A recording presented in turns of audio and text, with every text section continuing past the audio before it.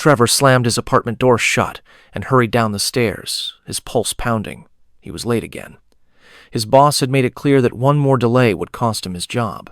He sprinted to his car, fumbling with the keys before finally shoving them into the ignition. The city streets were clogged with traffic. Trevor drummed his fingers on the steering wheel, glancing anxiously at the dashboard clock. 10:37 p.m. He was supposed to be there by 11. At this rate, he'd never make it in time. His eyes darted to the GPS. There was an alternative route, a shortcut through an old highway that cut straight through the forest.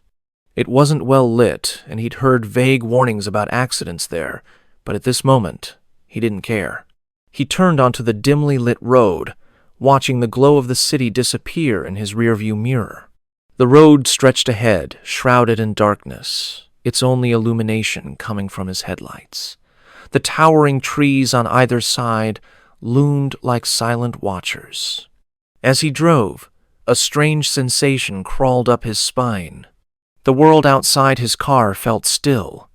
No distant city lights, no houses, no passing cars. Just endless asphalt winding through the abyss.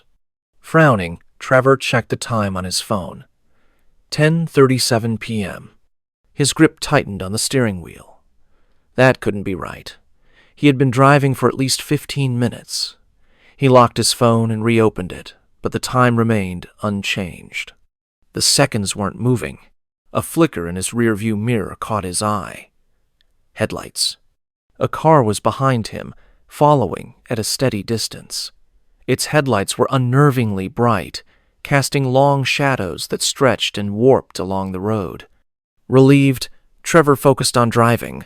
Maybe he wasn't alone after all. But as minutes passed, unease crept in. The car behind him never changed position. It didn't gain on him. It didn't fall back. It was just there. Trevor's fingers hovered over his phone, tempted to call someone. But then, his reflection in the mirror shifted. Not his face, but the car's rearview mirror. The car behind him was reflecting something else. Not Trevor's vehicle, but another version of itself. Trevor's breath hitched. He stole a glance at his side mirror. The reflection there was normal. His car, the road, the trees. But in the rearview mirror, the trailing car's reflection didn't match reality. The longer he stared, the more distorted it became. A shape moved inside the car. Trevor's heartbeat thundered in his ears. He forced himself to focus ahead, gripping the steering wheel so hard his knuckles turned white. Maybe it was a trick of the light. Maybe he was exhausted. He pressed the accelerator. If he could just get to the main road. Crash!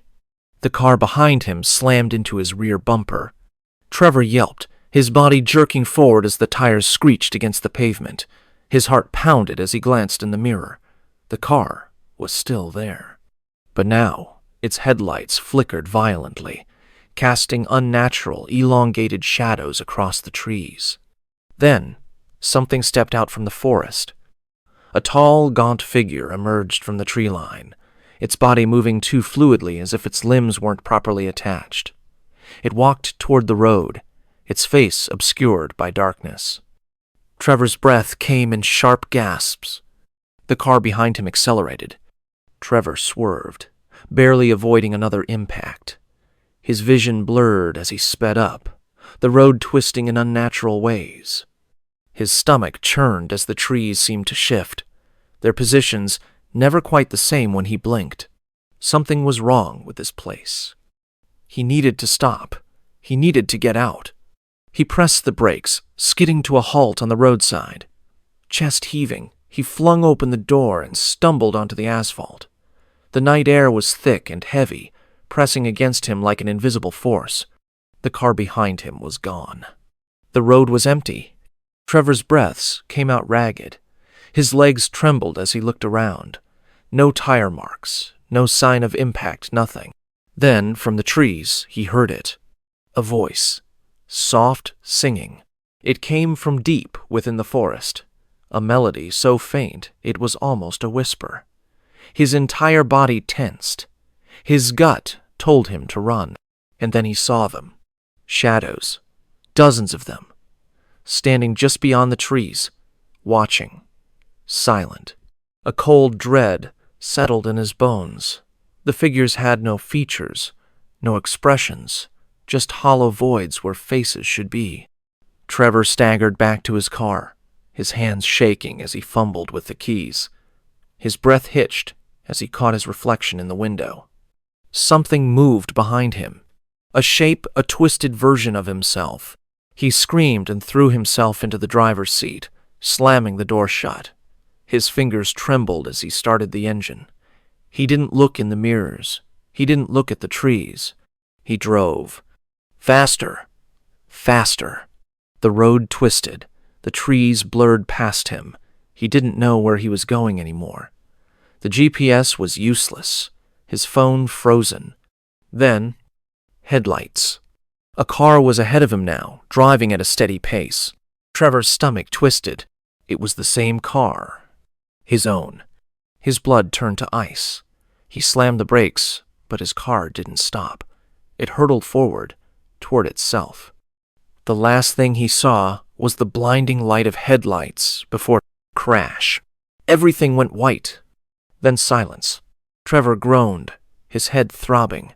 His body felt weightless, disoriented. When he opened his eyes, he was back at the start of the road. The dashboard clock read 10:37 p.m. His phone buzzed with an alert. "You're running late, Trevor." Mark had always been close to his grandmother, Evelyn. After his grandfather's passing, she became even more devoted to her faith, attending church regularly and praying for Mark's success. She wanted the best for him, often reminding him to work hard and, more importantly, to find a good woman. Mark, however, had never been much of a socialiteshi, reserved and too focused on his corporate job to think about romance. Then came Jessie. Mark first met her through his grandmother, who had been enchanted by the young woman during a church gathering. Jessie had blonde hair, piercing blue eyes, and a warm, gentle voice that made her instantly likable. His grandmother insisted they meet, claiming it was fate. Mark wasn't sure about that, but from the moment he laid eyes on Jessie, something about her drew him in. Their first date was magical, almost surreal. Conversation flowed effortlessly, and Jessie seemed to understand Mark in ways no one else had. Her voice was soothing, her laughter intoxicating.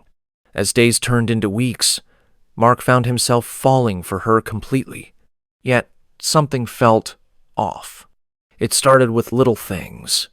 Whenever Jessie was around, minor inconveniences would pile up. Mark's phone screen would glitch. His keys would go missing. Streetlights would flicker when they walked together. At first, he brushed it off as coincidence, but then there were other moments. Once, while on a date, they passed by a mirror in a restaurant, and Mark thought just for a split second that Jessie's reflection was slightly delayed, as if her body had moved, but her image took a heartbeat longer to catch up.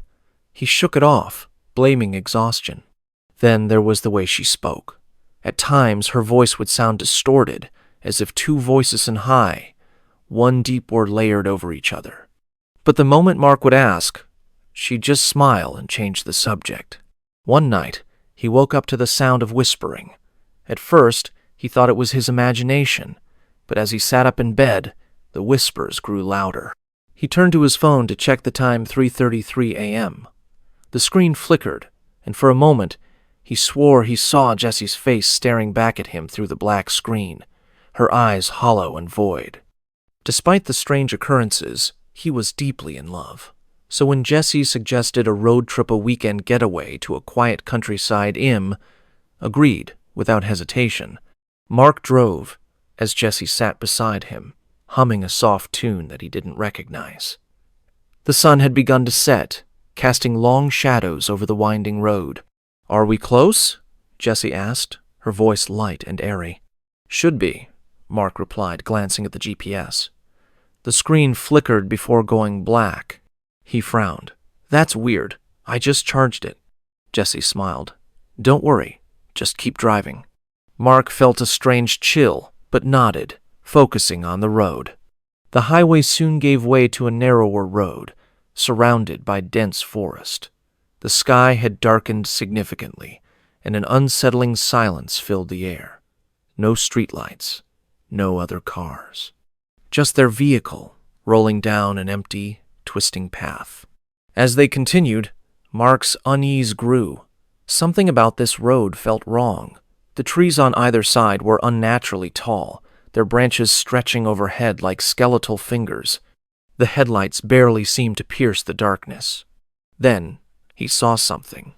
At the edge of his vision, shadowy figures stood among the trees. They didn't move. They didn't have faces. Just dark, humanoid shapes watching the car pass. His grip on the wheel tightened. "Did you see that?"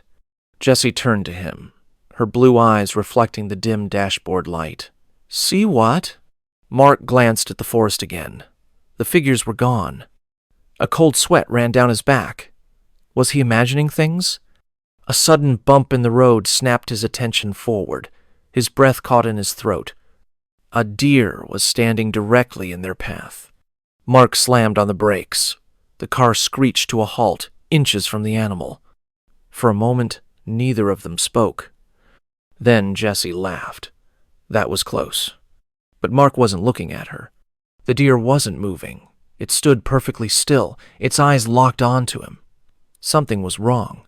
Its legs were bent at an unnatural angle, as if broken.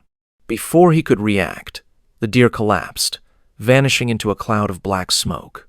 Mark's blood turned to ice. "What the hell was that?" he whispered. Jessie reached over and placed a hand on his. "It's fine.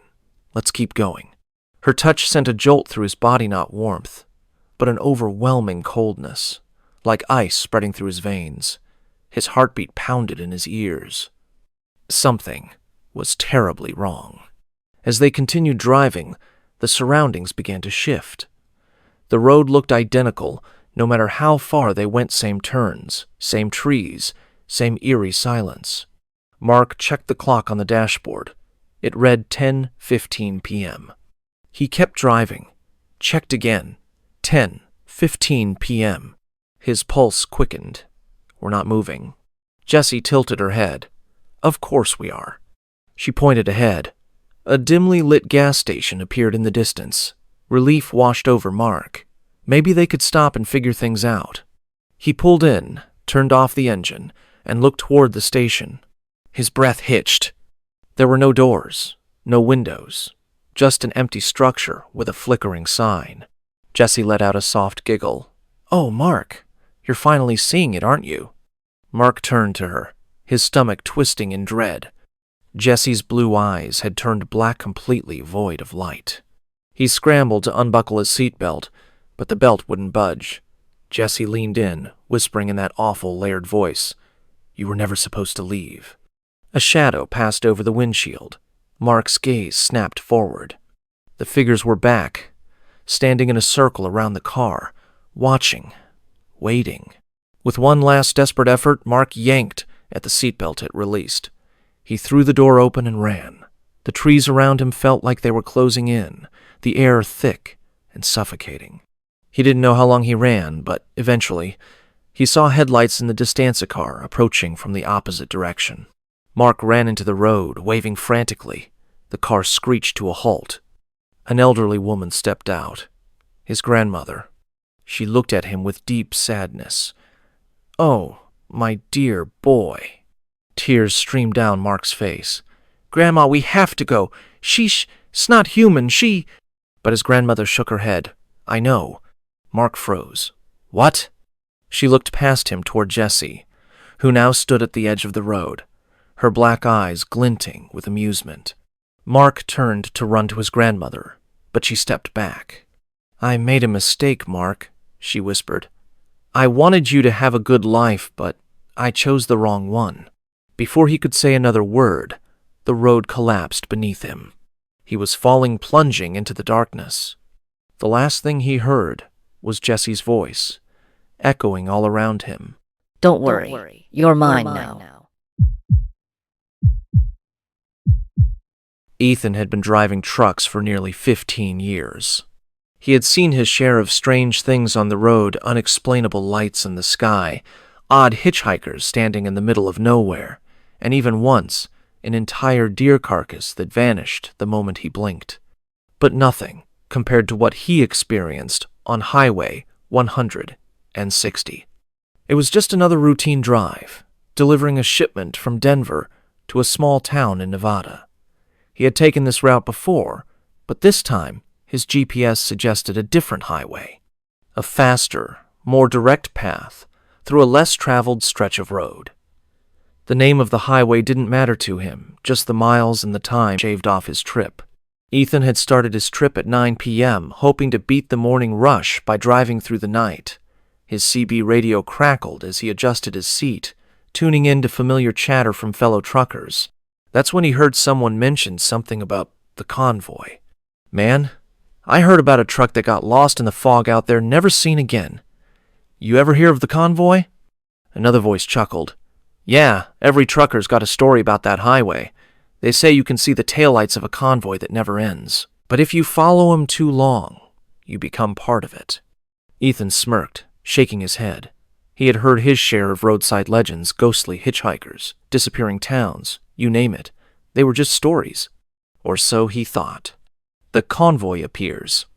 The highway was desolate. No streetlights, barely any signs. Just endless stretches of dark pavement cutting through miles of thick, looming trees. The sky was moonless, and his truck's headlights seemed to be swallowed by the darkness ahead. An hour into the drive, he saw lights in the distance. Red taillights. At first, he was relieved another trucker, maybe even a small convoy. Good company on a lonely road. But as he got closer, he noticed something strange. The trucks ahead weren't moving at a normal speed. They seemed too steady, never slowing, never accelerating. The spacing between them was identical, as if they were locked into formation. Ethan furrowed his brow and tapped his radio. "Breaker 19? Anyone riding this stretch of 160 tonight?" No answer. He tried again. "Anyone out there ahead of me? Got a line of trucks moving like a damn funeral procession." Nothing. Just static. He was getting closer now. The taillights ahead glowed a deep, almost unnatural red brighter than normal brake lights, and then he noticed something even more unsettling. Their headlights weren't on. The hours that stretched. Ethan swallowed the unease creeping into his gut. Maybe they were autonomous trucks, self-driving rigs being tested. That had to be it. He checked the time. 10:45 p.m. He had been on this highway for nearly 2 hours, but something felt off. The drive should have been shorter by now. His fuel gauge had barely moved, and his odometer was stuck. With a deep breath, he sped up. He was going to pass these damn trucks and put this weirdness behind him. As he pulled into the left lane to overtake them, he looked at the side mirrors. That's when his stomach dropped. There was nothing behind him. The highway had been empty for miles before he saw these trucks. But now, when he looked behind, there wasn't even a road. Just darkness. He flicked his eyes back to the trucks ahead. His hands tightened around the steering wheel as he pressed the gas. He was going faster now, 60, 70, then 80 miles per hour. But the trucks ahead of him? They never changed speed, never fell back. They were keeping ahead of him. Ethan gritted his teeth. Oh, hell no. He honked, flashed his high beams, did everything to get their attention. No response. The trucks didn't react. It was as if he wasn't even there. Then, without warning, the entire convoy turned off the road. No signals, no slow turn, just an immediate mechanical movement as they veered into the dense trees. Ethan slammed on the brakes. His heart pounded as he stared at where they had disappeared. The trees were untouched, no broken branches, no sign that anything had driven through. His CB radio crackled. "Breaker, 19, you still out there?" It was the same voice that had told the story earlier. Ethan snatched up the mic. Yeah, I'm here. Just had some weird shit happen." There was a pause. Then, "You saw him, didn't you?" Ethan hesitated. His fingers were still shaking. "Yeah." Another long pause. "Keep driving, man. Don't stop. Don't turn back. Just drive. Ethan licked his dry lips and checked the time. 3:12 a.m. He felt his stomach twist. That was impossible. By all logic, he should have already reached his destination. He had been driving for nearly 6 hours, but his GPS still showed him in the middle of Highway 160. No matter how far he drove, he wasn't getting any closer to his destination. The exit. A cold sweat broke out on his forehead. He had to get off this highway. Gripping the wheel, he pressed the accelerator, eyes scanning for any sign of an exit, a town, anything. Then, suddenly, headlights. Not behind him. Ahead. A gas station flickered into view on the right side of the highway. A single dimly lit station in the middle of nowhere. Ethan didn't question it. He swerved off the highway, pulling into the station, tires screeching as he skidded to a stop. The moment his truck was in park, he looked back. The highway was empty. The convoy was gone. The station's old attendant leaned out the window, chewing on a toothpick. "You all right, son?" Ethan took a shaky breath. "Yeah, just needed a break." The attendant nodded. "A lot of truckers stop here for the same reason. That road ain't right." Ethan looked at him. "You've heard the stories?" The old man exhaled through his nose. "Ain't no story, son. You're lucky you made it here." Ethan didn't ask any more questions. He just sat in his truck, gripping the wheel until the sun came up. When he checked his phone, it was 7 a.m., and his odometer had barely moved.